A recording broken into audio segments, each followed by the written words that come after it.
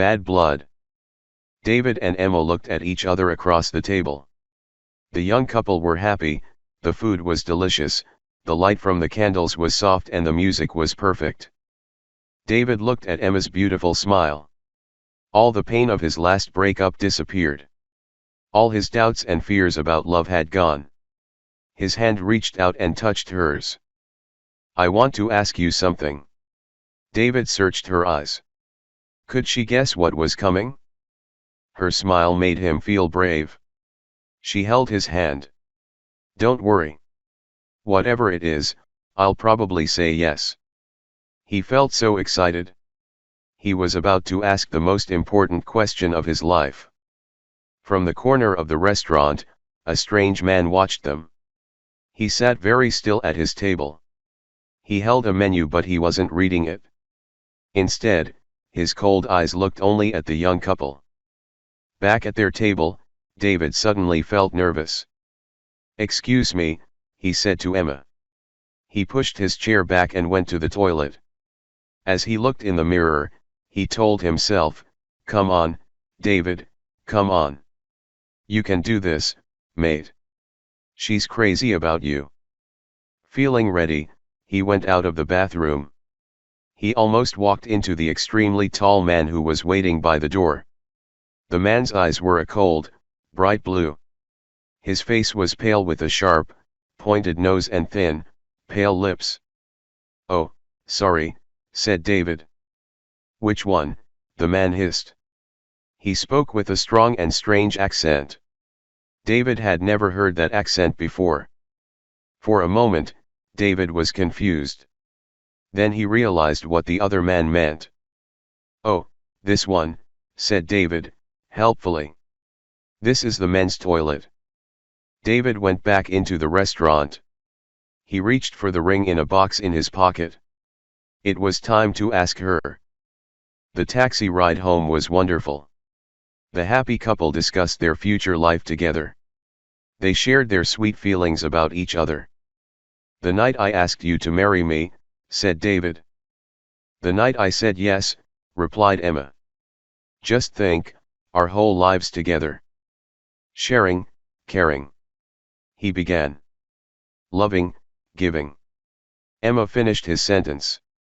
They smiled at each other in loving excitement. "You are so wonderful," said David. "And you're absolutely beautiful," said Emma. "I've never met anyone so lovely and kind. I'm so happy I could sing." They entered their block of flats, holding hands. A tall man watched them from the shadows. "Which one?" he asked himself. He watched the building.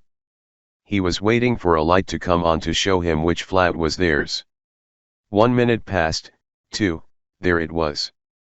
The light went on in a third-floor window. He saw Emma for a moment as she closed the curtains. How many times had he stood on a corner like this? How many victims had he watched? Many corners. Many victims. His pale lips formed a thin smile. He moved out of the shadows to the door and pressed the buttons for every flat. The vampire was always pleased when people lived in flats. Sooner or later someone always let you in. Silly humans. They thought you were someone's pizza delivery. It was a kind of invitation, and that was all he needed to enter a home. He climbed the stairs to the third floor and walked down the hall. He didn't make a sound. He could hear the young couple laughing and talking. He put his ear against the door. He could hear what they were saying and he was happy. Young love made the sweetest blood. It was so full of life and energy. "I feel as if I'm in a film," she was saying. "More like a dream," he replied. "Yes, a dream. How lucky we are. Guess who I'll be dreaming about tonight," he said. "Who? Who?" "Her hair smells of roses. She's like an angel." Their dream was about to become a nightmare, the listening vampire thought.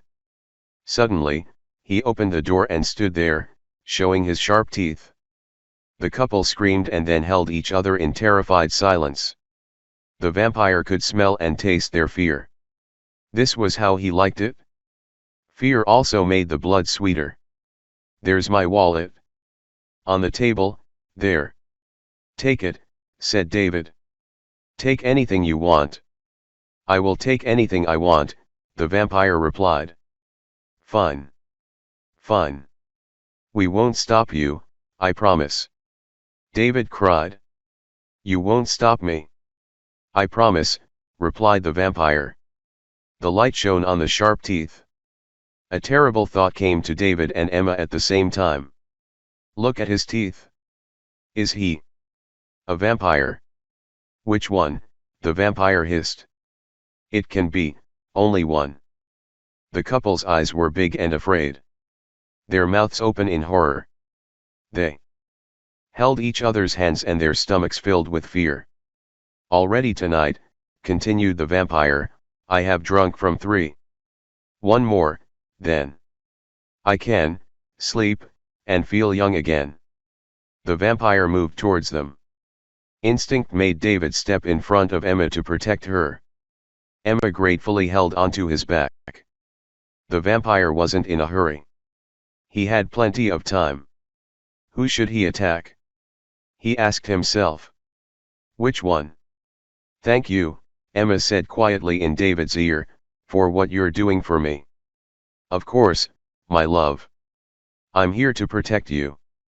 He felt proud as he said the words. He could fight this vampire. All he needed was a piece of wood or something to push through the heart. He looked around for something. "You're so brave to offer yourself," continued Emma. "Sorry," asked David. "What are you talking about?" "Oh," said Emma.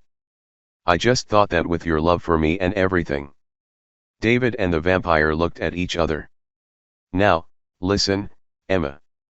There is no doubt about my love for you." "Really?" she replied. She didn't believe him. "But you can't expect me to just give him my life." "I wasn't saying you should," she said. "It's just one of our options, that's all." "Well, think of another one," he shouted. "Why don't you offer yourself to him to save me?" The atmosphere in the room had certainly turned ugly. The vampire was not pleased that the fear and love were now silly, selfish arguments. Emma was very angry. "I hope you're joking. Let's see how strong your love is." "What a horrible man. What about the woman I was planning to marry? Offering me to a vampire like a bone to a dog." "You said my hair smells of roses," she cried.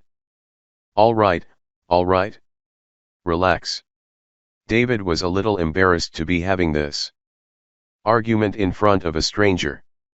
"I'm an angel, you said," she carried on shouting. "Must drink," shouted the vampire angrily as he came even closer.